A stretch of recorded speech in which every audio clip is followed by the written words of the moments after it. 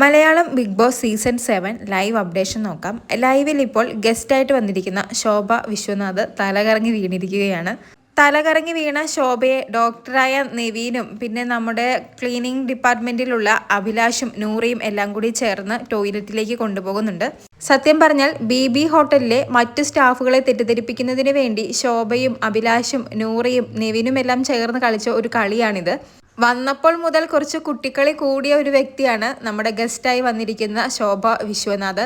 പല സമയങ്ങളിലും ഇതൊരു ടാസ്ക് ആണെന്നും മറ്റുള്ളവർ സ്റ്റാഫുകളാണെന്നും താൻ ഇവിടുത്തെ ഗസ്റ്റ് ആണെന്നും വരെ നമ്മുടെ ശോഭ മറന്നു പോകുന്നുണ്ട്.